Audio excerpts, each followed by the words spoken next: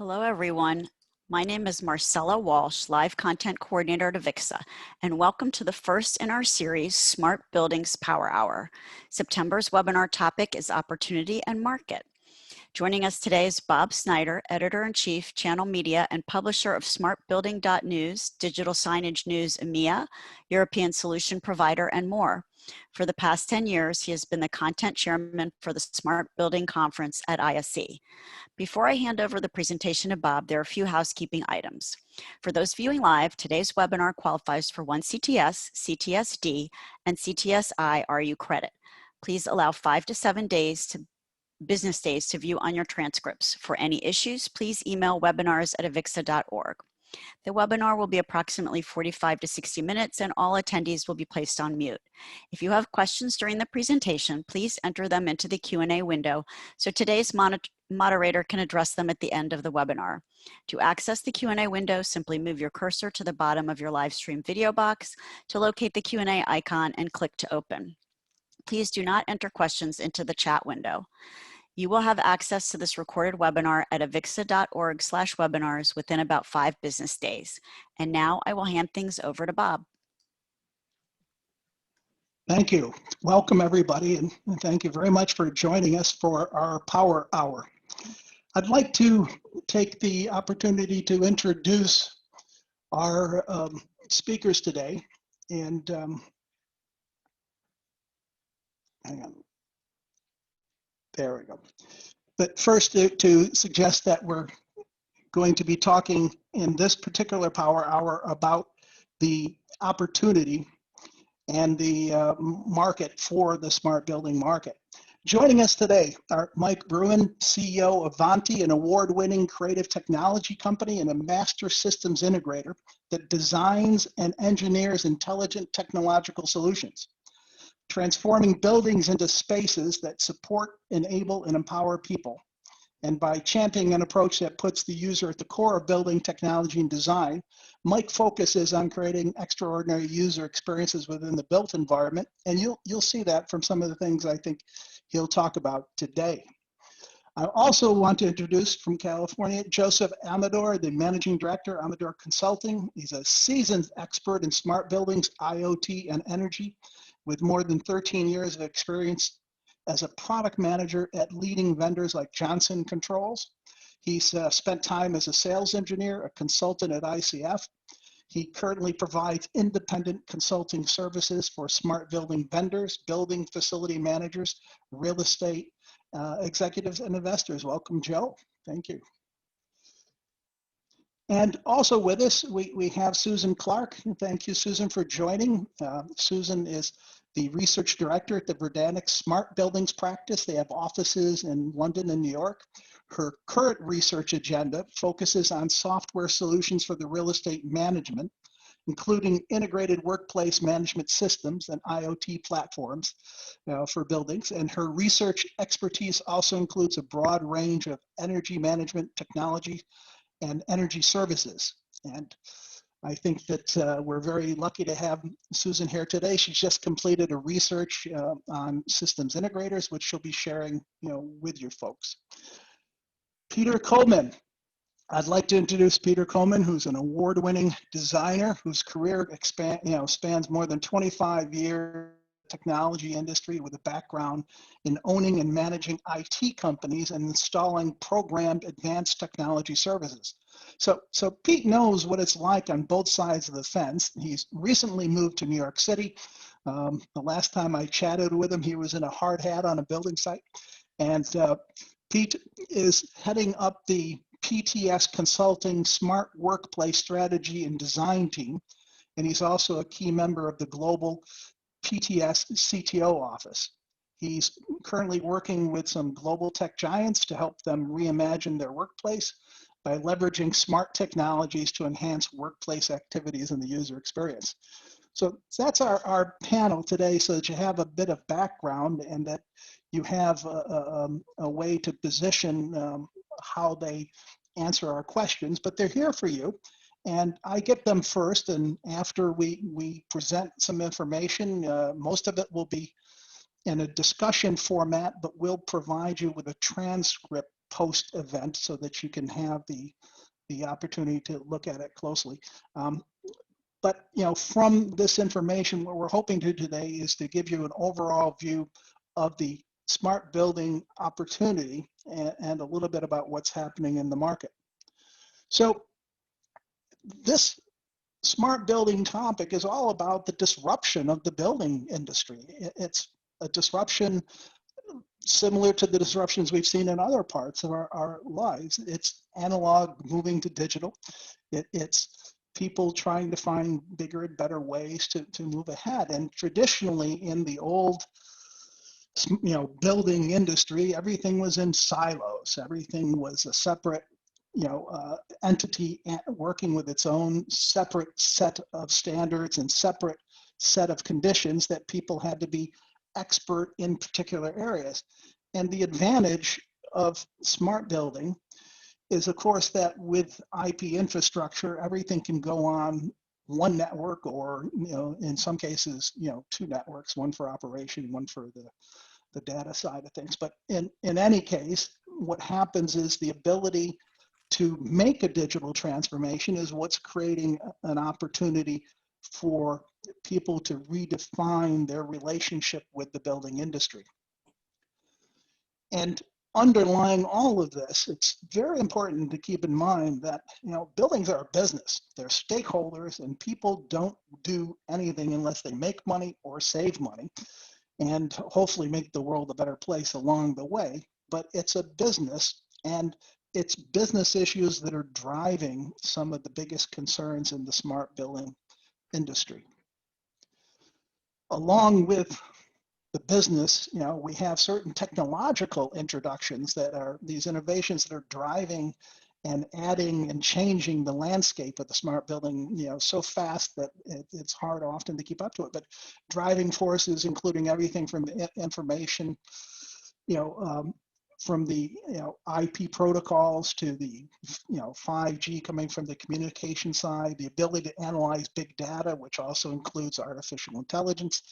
All of these main mega technologies are feeding into different parts of bringing the smart building industry all together on one IP infrastructure where people can have the opportunity to see everything on one dashboard if they'd like.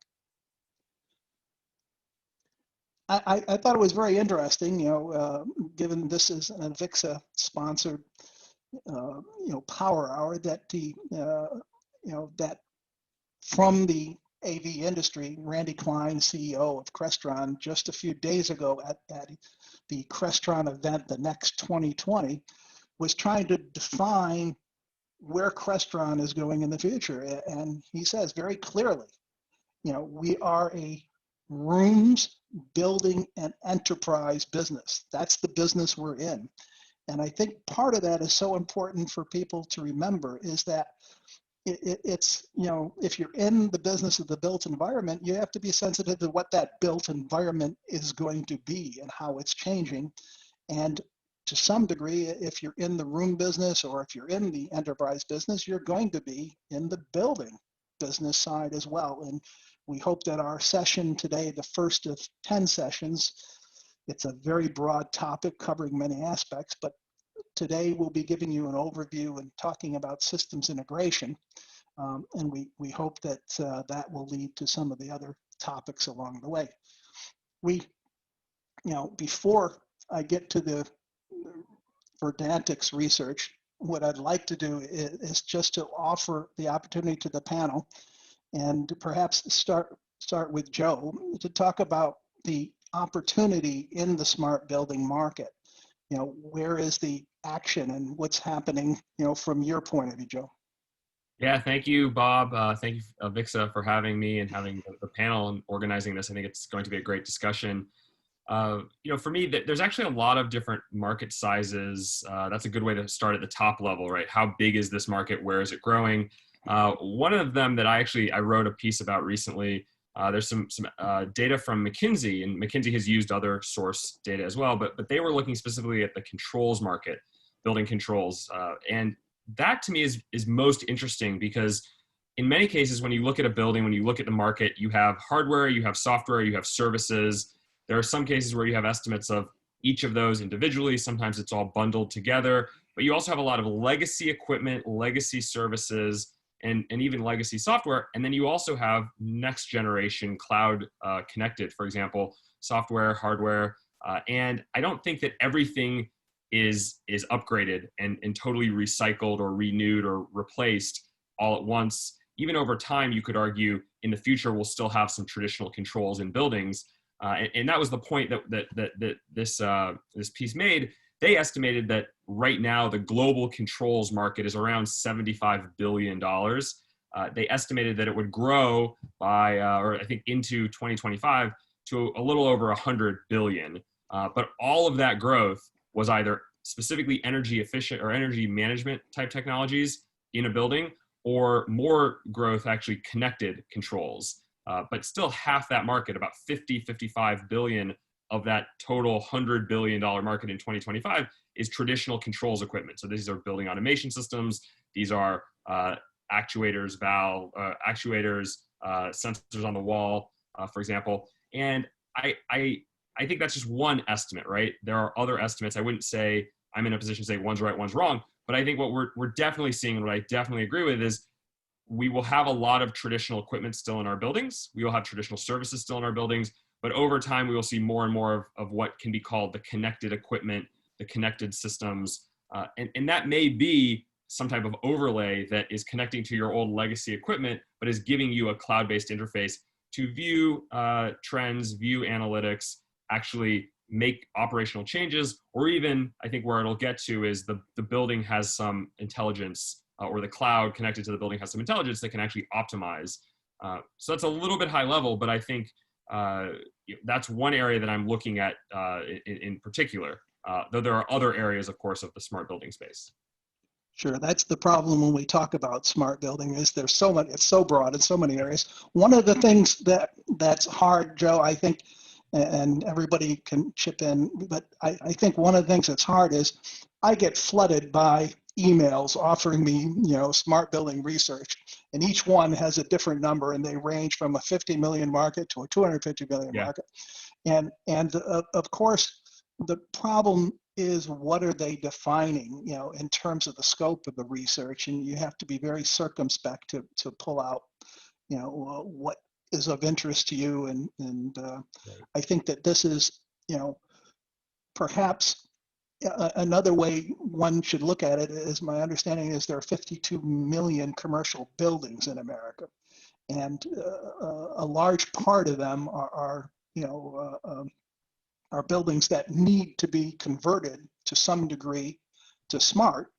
And I think that this is an indication of some market size that is, very impressive for everybody. Right. Looking at, real quick, looking at number of buildings, I think that the 52 million number is worldwide. I know in the US there's about 6 million, so that should match up. But yes, I think that looking at that opportunity, and in the US we have a lot of square footage in a few big buildings. Think of commercial buildings in downtowns. You have many, many more. I think 95% of all commercial buildings, at least in the US, are under 50,000 square feet. So that would be a restaurant, a retail site, a small bank branch, small doctor's office, medical office, things like that. Small offices. There are actually a lot of small offices out there that you don't think of. But that's actually a very good way to look at the market. Just how many buildings are there? How many of them have some of these systems already? And Pete, if I can draw upon you for a second, what are some of the things that you see, from your experience? Last time I talked to you, you had a hard hat on, you were going into a building site. What are some of the things that are driving the market, from your point of view? Well, I think in relation to smart buildings, I think that it's smart workplaces that are starting to drive smart buildings. And I think we would all agree that there's not as many smart buildings as we like truly smart buildings that we would have hoped for by now. So I know at PTS, we've taken a different approach where we're focusing on smart workplaces and kind of turning it upside down. So we're trying to flip the demand. So by having smart workplaces, the idea there, or the concept there, is to actually then place pressure on the developers, the building owners, to create smart buildings. I know that when we were at the Smart Building Conference this year, on one of the panels that I was involved with, there was a number of developers in the room, and they were saying, we're not seeing a demand for it. We're not seeing the clients asking for smart buildings. So that's what I'm saying. If we start working with those clients and create smart workplaces, then hopefully that filters in and puts pressure on them. It's a little bit like Uber, signing up all the drivers and having no riders. You've got to build up the demand. You've got to have the riders there as well, and the riders are those tenants. So we're working with a number of organizations, not just here in New York, but around the world, where we're helping them develop those standards and also design those smart workplaces. And Mike, do you think that the opportunity in small buildings is in new buildings and in skyscraper, or from your angle, as a master systems integrator, what's the range of opportunity in terms of the buildings? I think the range is huge, absolutely massive. So I think it's much easier to bring it into a greenfield site. And that tends to be that, people are looking to outstrip their competition. They want to have something that is latest and greatest, that they can market potentially with a higher service charge. I think that said, though, and with the kind of growing understanding of climate crisis, the need to be net carbon neutral by 2030, ideally, to stop warming at its current rate, there's a huge opportunity within retrofit. And actually, a lot of the opportunity in retrofit is finding efficient ways to understand what clients have already, so that you can integrate into those systems and make them more efficient. Unfortunately, some of that is often hampered by levels of documentation available, and quite often, we've had kind of corporate banking clients who have buildings that their lights are switched on 24 hours a day because no one understands how the lighting system works anymore, and no one knows how to turn them off, which, I mean, in this day and age feels completely ridiculous, but I think does shine a light on quite how A, archaic some of these systems are, but also B, that the market is very fragmented. And so oftentimes things can get lost in translation, people lose key individuals, and so that understanding can disappear with people if it hasn't been documented properly.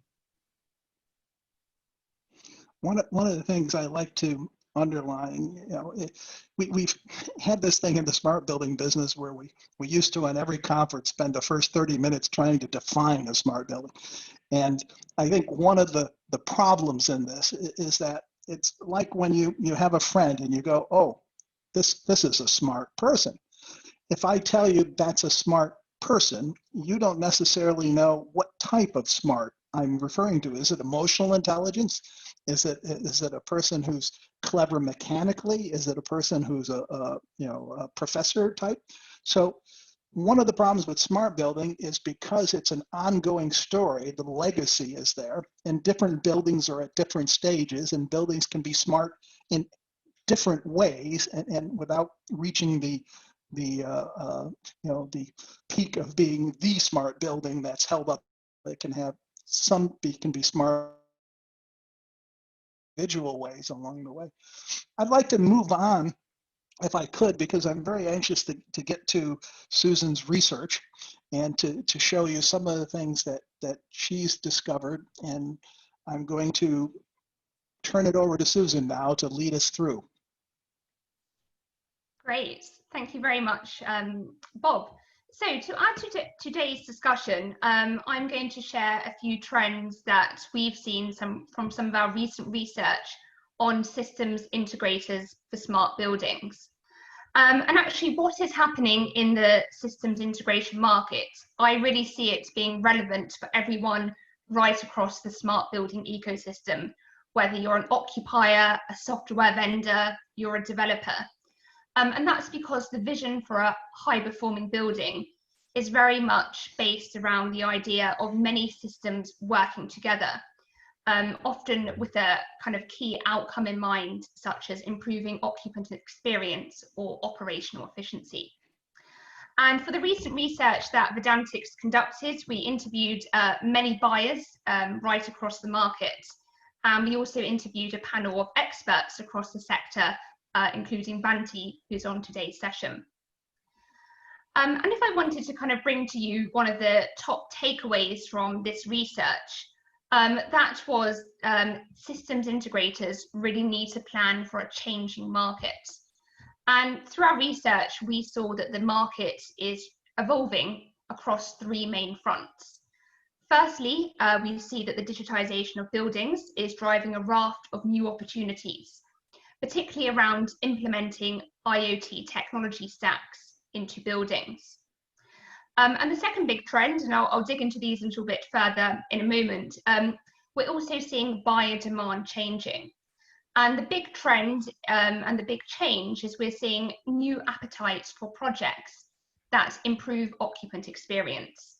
And actually that's a really positive change in the sector, because it means that systems integrators can get involved in much more strategic projects. It's no longer just about bringing kit into buildings, it's about working towards this really strategic goal.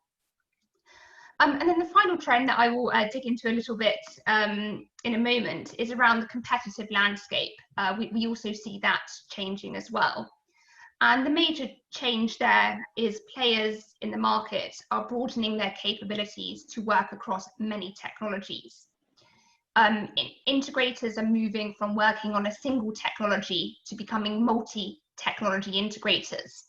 And clearly, master systems integrators are taking the leading role there. And with that, there's clearly opportunities as a systems integrator. You can pitch for some of the bigger and higher value projects, but also there's a few risks to manage, such as spreading yourselves too thin. So let's move to the next slide, and I'm going to dig into all of this a bit further. So as Bob actually mentioned it right at the start of today's session, one of the big changes for systems integrators has been the digitization of buildings. If we look at the evolution of buildings over the past 50 years, they've been containing an increasing number of data collection devices, smart systems, and IP-enabled systems. And this simply means more systems integration opportunities. Just to reiterate what a few of the panelists said, I mean, there's still a lot of old building stock out there that's not very smart. And in fact, the photo there of the old building is the one of the old Verdantix offices, and that was certainly not a smart building. And much of this evolution is part of the IoT trends. Many in the sector are hopeful that the IoT will enable the next evolution in the management of buildings by providing building managers much more granular data and visibility into building operations. But to benefit from the IoT, we simply need new technology into buildings. And we often talk about the IoT technology stack. You need your sensors, you need your IoT connectivity layer, and then on top of that, there's a whole ecosystem of software apps for analytics. And it's this type of technology trend which has been drawing in some of the global IT services firms into the systems integration market. So we've seen firms like Accenture, Cognizant, and TCS establish smart building practices, and they're tapping into this opportunity of bringing data up from buildings into the cloud layer. So that's one big trend. If we move on to the next slide, I just thought I would talk through a few of the changes from the buyer side. And the slide I'm sharing here, it's actually pre-publication data, so you guys are getting a first look into it. We interviewed a panel of corporate, facility, and real estate managers. So this is kind of the occupier view that you're getting here. And what we've seen very clearly from our research is that demand is growing for systems integration projects that enhance workplace experience. And this reflects a trend that's been very clear from our research over the past couple of years, that real estate strategies are increasingly thinking about the building occupants. And that's because some executives are starting to make a link between experience and occupant productivity. Clearly, there's still questions there around kind of how true that is.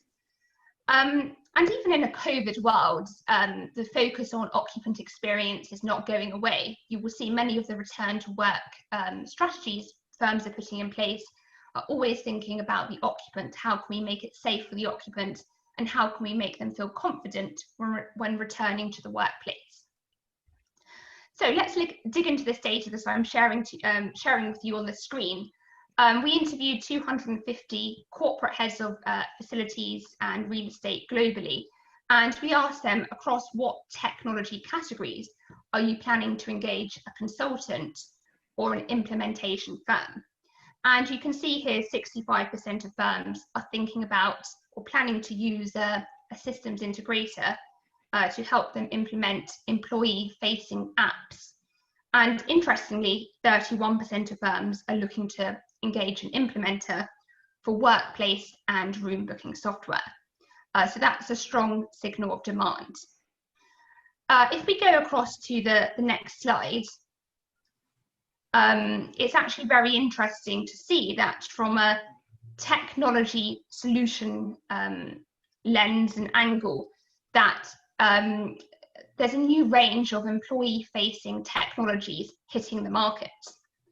The slide I'm sharing with you is one of Verdantic's technology roadmaps, where we plotted the market maturity and business value of around 30 software solutions aimed at facilities optimization. And what's very interesting here is if we look into the launch and growth phase, that the solutions that are now coming into the market are becoming increasingly building user facing. And that's a big change. If we look back over 5 years ago, many of the software solutions in the market, maintenance software, CAFAM, IWMS, to name a few, they were really geared at aiding the roles of a facility professional. But now the theme is around bringing new control and new insights directly into the hands of the building occupants.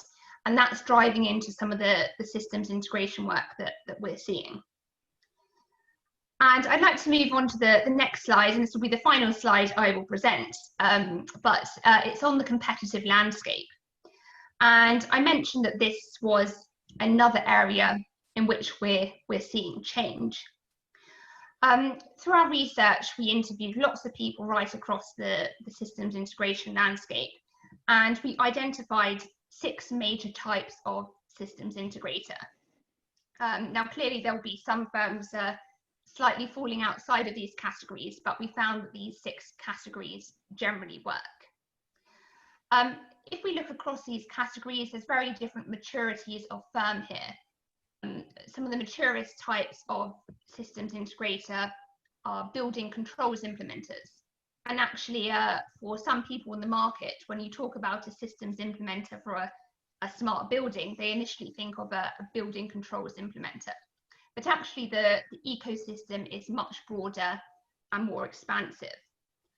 I'd just like to kind of wrap up by kind of honing in on 2 of these segments, which we see being the most dynamic and fast moving. One of those is the category of master systems integrator. So clearly this is a very exciting category of systems integrator for the smart building market. These firms are taking a leading role in integrating IT and OT systems. And clearly that's very central for the vision of a smart building. The big trend we're seeing here is we're seeing many more firms, many more systems integrators reposition themselves as an MSI. And they're coming from many different backgrounds.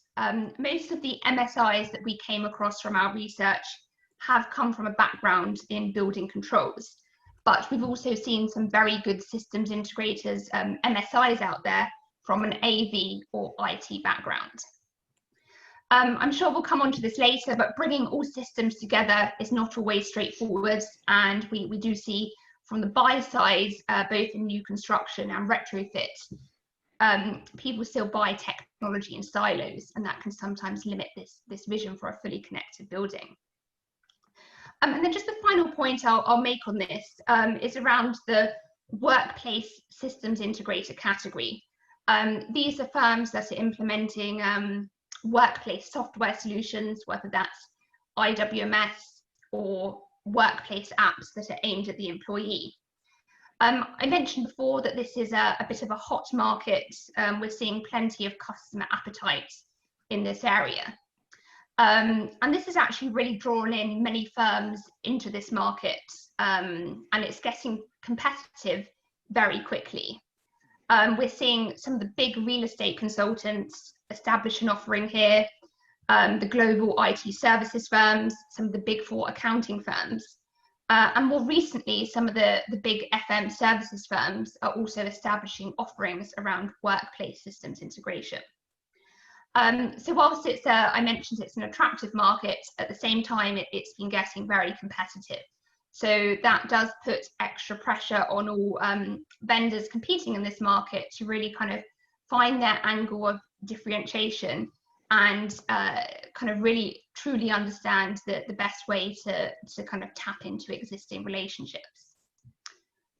So that's it from me. I'd like to hand back to Bob now, who is going to pick up the discussion. Thank you, Susan, and thank you for sharing that information before it's publicly available, and we really appreciate you coming on with our Power Hour. Thank you.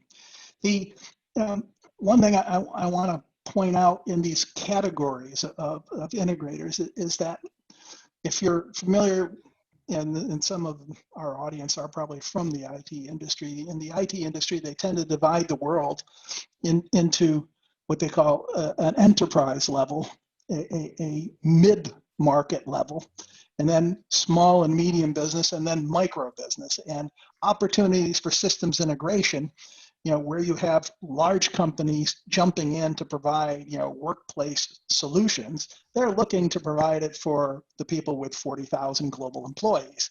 So big companies are systems integrating for big companies, but there are opportunities at all different levels in the market.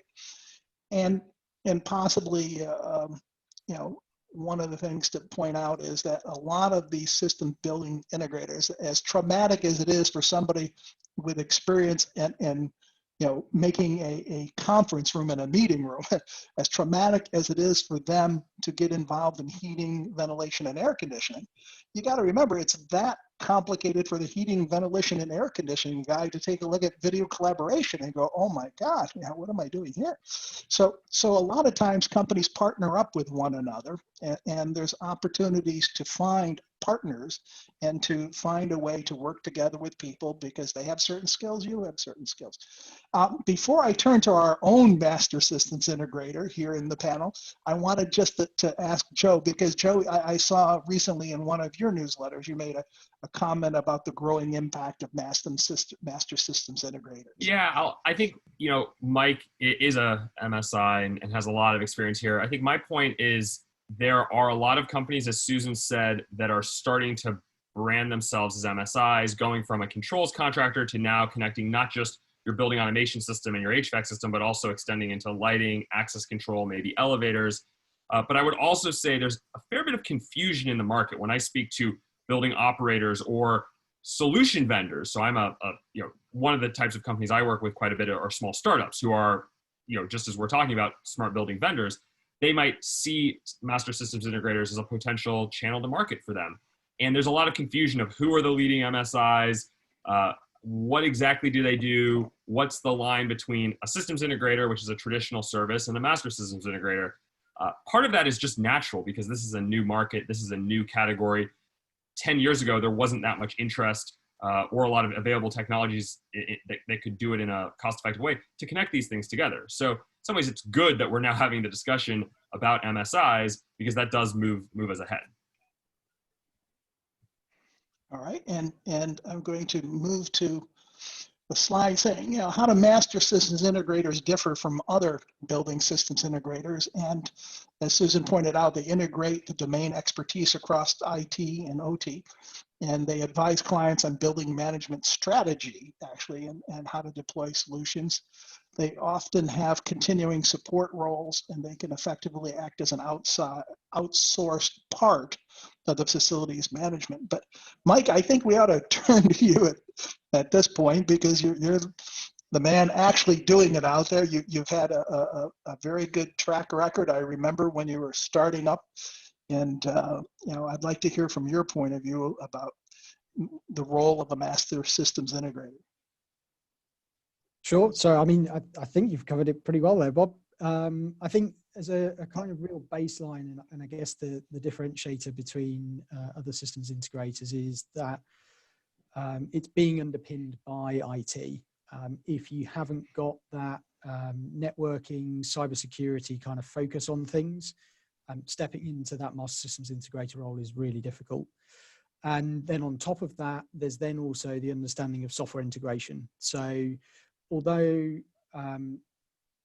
there tends to be less involvement maybe at the passive layer, so things like structured cabling or actual physical cabling interconnects, once you're moving into the active layer in terms of equipment, and then to the logical layer in terms of software, that's really where MSIs get super active. And I think it's also a breadth of experience. And I think this is also why there is the demand out there in the market now, is that actually people can't find the skills to get all of these different technologies integrated.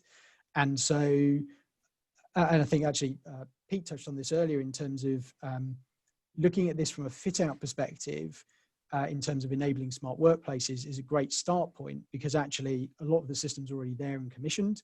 And if you're then fitting those out and working in them, you can build that experience in terms of getting used to how to work together. And also your point on partnering, there are likely to be specialists that are looking at those other systems, so you can work together to make the integration happen. I think moreover, it's then moving to an understanding of kind of the architectures and how things go together. It's also grounding yourself in the property and construction industries. And I think our original baptism of fire when we did Birmingham Central Library was working with Carillion, who are a main contractor in the UK, who are sadly no more. But we were buried 5 levels deep, contracting into a data cabler who was contracting to someone else. So every pound that we put into the project, the taxpayer was paying £1.88 for our services. And we were walking around site wondering why everyone thought we were really expensive. But that kind of initial understanding of thinking about, in the UK, kind of REBA stages, so how buildings are constructed, what the key points of design and decision making are, they're also really essential when you're trying to get technology into a building. The property and construction industries are incredibly well established. They change at glacial pace. They are very disinterested in doing things that they have never done before. And so I think, naively as we did, turning up as kind of eager beaver technologists that were going to save the world and make everything a smart building, that went down less well with some seasoned professionals in the property and construction world. So I think there is a lot here about kind of knowing your audience. And there's also the ability to educate people and take them on the journey. It's amazing the number of people who we work alongside in property and construction who, after a number of interactions, will kind of turn around to us and once we've kind of built a bit of trust and say, we really don't understand technology. And that's where we're always trying to be very reassuring that, we can help you, we can take you on that journey, we can explain things to you in plain English. As soon as you're into acronyms, technical jargon, geek speak, the glazed look comes over, the lights go out, and there's a good chance that you'll lose people quickly. So I think just to add to that, I think it needs to be designed correctly from the start. I think that really helps, people like Mike and other master systems integrators, if these systems are designed by master systems designers who understand how these systems go together. And like Susan mentioned before, obviously, and also yourself, Bob, obviously a lot of these spaces are still designed in silos, but even there's silos within the silos. So even the technology piece, all the technologies are siloed as well. They're quite often they're turnkey solutions, where it's analytical sensors or room booking systems and things like that. And that's where there's another layer that comes in that Mike touched on before, was that there's this software layer, and that software layer touches all of those components, right? And normalizes that data and is able to provide useful information, outputs and outcomes to help, you know, make everyone's life better and easier and more efficient, and all the things that go into the benefits of having a smart building and a smart workplace.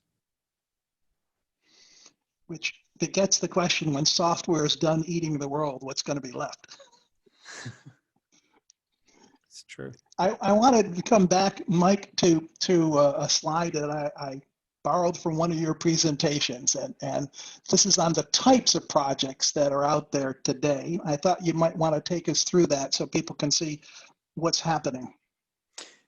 Sure. So I think you touched right at the beginning that we're used to buying building services in silos, and typically they are contractual packages, completely segmented from each other, with, if you're lucky, maybe a tidbit around how it will integrate into other things, if someone is even thinking in that way.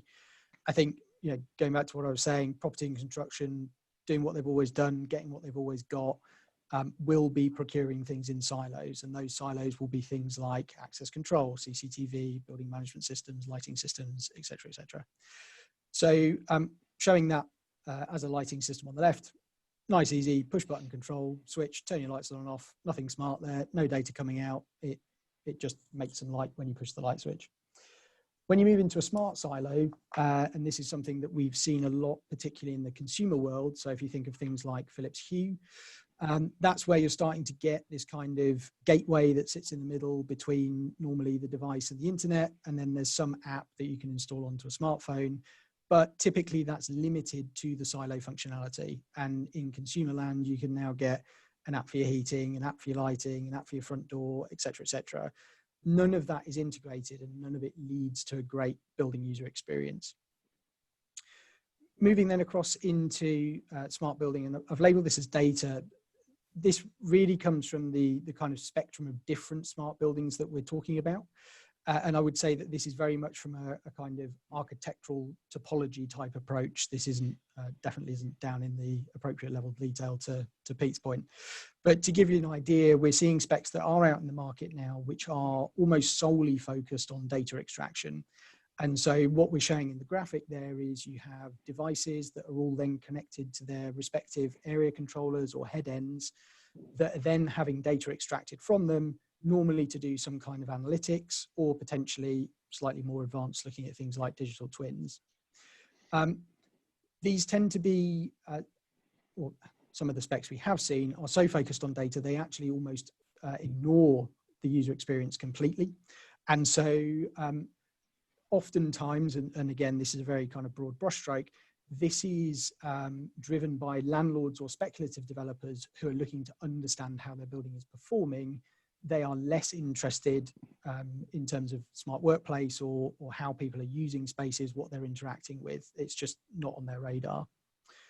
Moving then towards the experience side, this is where we start to kind of build up. So we're looking at the building user experience. We're looking at the different personas that are using the building. So we've touched on, you know, facilities managers being different to the occupants, different to the visitors that are going into the building. And so we're using that traditional approach, so typically siloed still, but we're doing some level of integration through the software layer that gives us an element of control over those different systems that are within the building. And I think it's important to say here that in the pursuit of user experience, because you're implementing that control, the data almost comes along via proxy. And so our advice to people is always to look at the experience, because it's the most difficult thing to kind of craft and get together, and then you can get the data by default. Where we're starting to move to, and oddly for today, I am sat in a building that we've just concluded in this way, is starting to look at using multidisciplinary area controllers. And that can lead to an awful lot of efficiency when you're going through the construction or fit out phases of a project. And what you're starting to do there is use more generic area controllers to actually then control different things like lights, fan call units, AV equipment, etc. And what that can do is, rather than having all of those different contractors doing laps of the same building, plugging things into the same networks, and then commissioning all of their systems independently for integration to happen afterwards, is actually you can use consolidated area controllers to control everything in a space. So it means from a physical perspective, you can still use all of those specialist trades, but when you come to integrating them and actually connecting to them together, it can be a lot more straightforward. And then the onward route out to analytics and control applications, etc., is then layered on top. So that's really where we see the market today. We certainly don't see the demand side, even though all of the technology is there. And I think, as Joe was saying earlier, this is we're in an early market here. We're looking at early adopters, the kind of innovators on that technology adoption life cycle. We are yet to break through to the early and late majorities. And that is generally because property and construction is an industry that is full of first followers. So when people can see that it's been done properly previously and there's been benefit realized, that's when the investment will come out. And we've had people where, we've walked them round the smartest building in the UK. They loved it. They thought it was amazing. They came out and then said, show us 10 more. And we said, there aren't 10 more. And so their project didn't go ahead because they felt it was too early and they felt it was too much of a risk. Yeah. So I think I would be prepared for, just because it's technically possible doesn't mean, to your point earlier, Bob, that it would necessarily fit into people's budgets and they would see the value. But also that there may be some hesitance because actually this is new stuff. This is breaking new ground. And I think if you are entering into this space, you need to be in that educational mindset, helping people understand all the time, and also helping them try and de-risk what they want to achieve as their overall kind of goal and objective. I think the risk, just to add something to what Mike said, the risk averse nature of a lot of facility operators is a big headwind on the industry, in that if you're investing in smart building technologies, for example, in the process that Mike has just laid out, you may see higher upfront costs, but lower operational costs over time. That's a good thing, but you may also be concerned that occupant comfort may degrade, or there may be certain times or periods where occupants are uncomfortable. That alone, those points in time where you anticipate a potential for occupant discomfort, those are far more impactful than we've reduced our operating costs 5, 10, 20%. And additionally, in the way a lot of facility operators are actually incentivized, they want to reduce occupant discomfort, occupant problems, to the extent that that is far more impactful than an ongoing operational savings, which I think this will be resolved as we have more buildings that adopt these technologies. People will see, actually, there are no issues. The occupants love this. There's a lot of good data out there, but getting over that hump of having the 10 projects, as Mike described, to point to say, these are 10 facilities just like yours, and everyone's happy, they're happier, better retention, better occupant outcomes.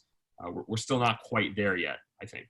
And I think, just to extend that point, Joe, I think it's important that these buildings become active spaces, so they're constantly being updated, improved. I mean, just like a Tesla, you buy a Tesla and they release an update and you get more performance out of it. They adjust the algorithms and so on. Unfortunately, what tends to happen is that these smart buildings and smart workplaces, they get built, they get programmed, and then people walk away and they're left like that. And people move in and they're not either automatically adjusting or someone coming in and manually doing any adjustments. And all that smart, like you said, all the smart technology is there. It's not the technology. It's making sure that the building adapts to the occupant's needs. And as I said, it's living and breathing, and that these improvements are constantly being made and rolled out. So you're monitoring. So it's all about, of course, it's all about the user experience, monitoring what that is, and then rolling out updates on a constant basis to increase those comfort levels and experiences. Exactly. I like the Tesla analogy, Peter. Folks, we're coming, up to some time here where we have a few questions, so we want to just make sure we cover the last couple of points here. Some of the common pitfalls in avoiding in smart building. I mean, there are some obvious ones like overlooking the device lifecycle management. I think Peter kind of addressed that with the Tesla analogy. Not investing in multifunctional, repeatable infrastructure could be a pitfall, and downplaying the challenge of in-building connectivity, which is much worse than people would suspect. But would any of you like to comment on some of the common pitfalls and what goes wrong? Joe, I see you're eager here. Well, I was just going to add the make? last one.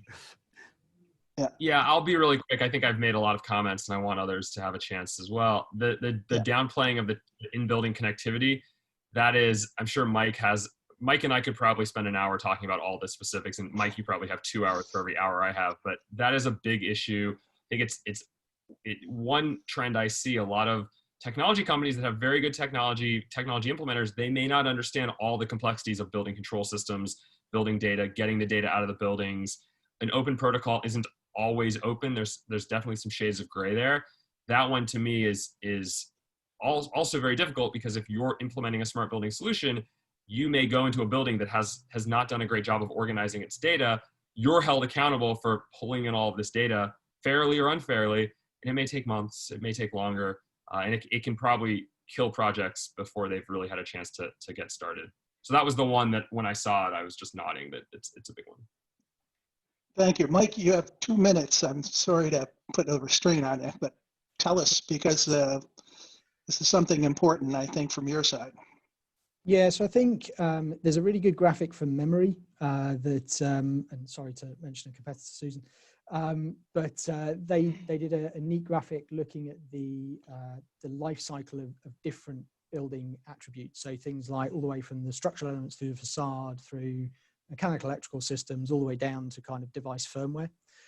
And I think that's a great reference point that maybe we could share a link to after this, that actually demonstrates and is a real good graphical tool that we use with end users to say, actually, if you are going to go down this route, and to Pete's point, this needs to be something that is optimized over time. And you should expect that there will be an operational cost that will come in 3 to 5 years when you need to start changing out technology.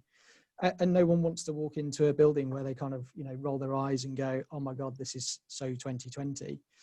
And then just very quickly on the connectivity point, I think we see a lot of people specifying protocols that have been popularized through IoT type applications, particularly things like MQTT, that actually, if you look at how most buildings are structured, are wholly inappropriate for the application. So MQTT is a telemetry protocol. It's designed to go over very poor or unreliable networks. And actually, in building networks, if they're having those sort of problems, they haven't been commissioned properly. And so we need to look at better real-time protocols that allow for status, health, and information messaging, as well as ideally moving to a point of being able to discover services. And the analogy I would use here is this is similar to someone coming along with a USB device, plugging it into a PC. It grabs the drivers and works first time. Building technology just not work in that way currently. But there are efforts to move it towards that point. But we need to be using and selecting protocols that allow for those kind of deployments to happen.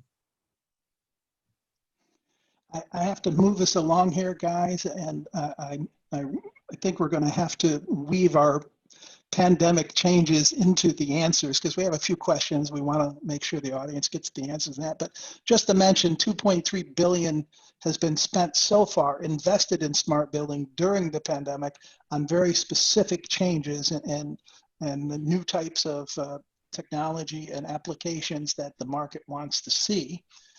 And building lobbies are now the first line of defense.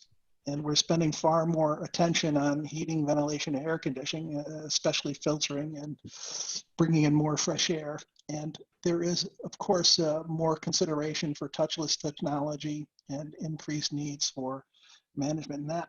I think it'd be best if we move on to the questions, guys, because I see there are several questions. Well, we'll probably have to be short about it, but I'll read out questions and then you tell me which of you would like to answer them. But the first question from Stefan is, In many markets, there's a segregation of duties between traditional design and integration, like audio video.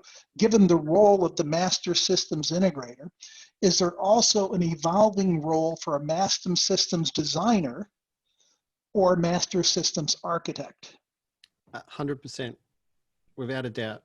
I mean, like I said, it really starts at that design level. Like as good as Mike and his team may be, if he's coming in late into the project and things haven't been designed correctly, he's trying to play catch up. He's trying to get cables in. He's trying to connect devices that weren't designed to be talking. Like it creates more work and takes longer, costs more money, all those kinds of things. If it's designed correctly in the first place, the master systems integrator just walks in and makes it all happen and makes it all talk like they should. So I think it's absolutely critical that they're designed correctly by a master systems designer who understands all this and understands the connections between them all.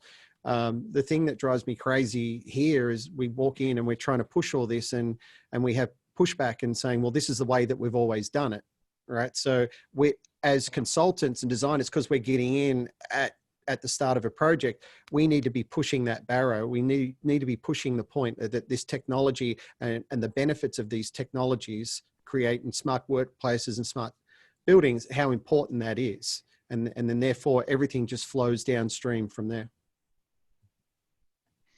I have 3 questions and 5 minutes left, folks. So I'm going to tackle the next one is, do you see creative agencies specializing in immersive technologies connecting people to data in the smart building sector? And I don't know how everyone else thinks, but I think that we've seen, certainly in the Smart Building Conference, a number of creative agencies, like our keynote last year, David Schwartz, who's really a creative agency who was specializing in helping the smart building communicate that it was smart to the people in the building. I don't know if there's any other comments quickly on that, but we have a couple more questions after that.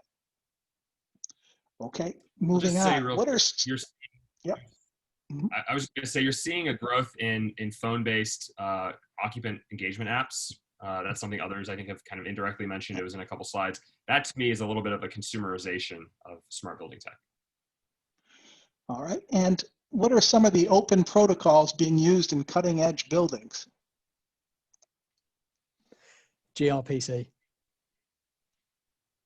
Okay. So you can move through from standard RESTful APIs, MQTT, like forget it. It's great for telemetry in terms of getting into control, doesn't work. REST APIs, then WebSockets, gRPC offers proper data streaming and control. That's what we're focused on. All right, good. Any other answers before I read the next question? I was just going to go back to the previous question, Bob. I think it's Sure. Not so much creative people, but more, I mean, that is part of it, and presenting the data in a creative, usable way. But you get a lot of, sort of data scientists involved. We're actually knowing what to do with the data. We collect a lot of, collecting the data is easy. Doing something with it, we tend not to do such a good job with that in general. But I think a lot of creative agencies, are getting jobs and then looking for partners like ourselves, technology people that can help them execute in that.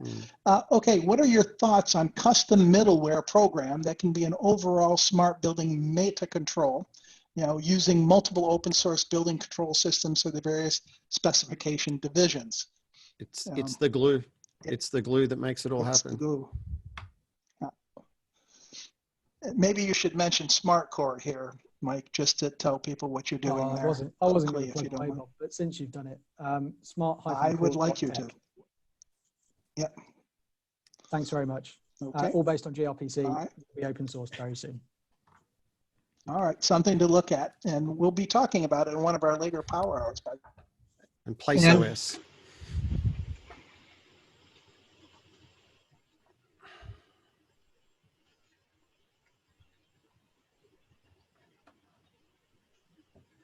Still with us, Bob?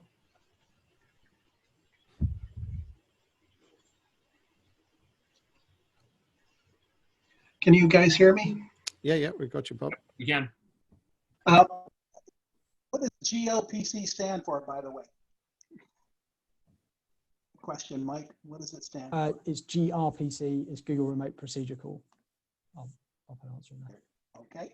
And I agree with Pete, smart tech by default needs to evolve, not remain static, but how do we get people to understand this up front? I think we all wish we knew the answer to that question. Get good consultants involved, Anybody Bob. want to tackle it? Yeah, I think it's really a matter of finding the right types of people at this point in time and catching the evolution to, as like Mike and Pete, were explaining, that eventually more people will catch up to it. And I think certainly the pandemic has driven people to certain types of solutions that they're going to have to be looking for in buildings. And I think that this may, in the long run, actually get us an acceleration in that. We have exactly no minutes left, folks. So I think it's time to say goodbye to all the attendees and to thank you, our audience. And Marcella, would you like to send us back home? Yes, thank you so much to all the speakers, and thank you listeners for joining today's webinar, Smart Buildings Power Hour, Opportunity and Market. This recording will be available on avixa.org/webinars within about 5 business days, and your 1 RU credit will be applied to your transcripts within 5 to 7 business days. If you have any issues, please email webinars@avixa.org. And a huge thank you to Bob and guests for providing insights about today's driving forces, commercial and technological, and the impact of today's pandemic. We hope you enjoyed. Have a great day. Bye-bye, everyone. Thanks Thank all. you very See much. you at the next Power Hour. Thank you, folks. Thank you.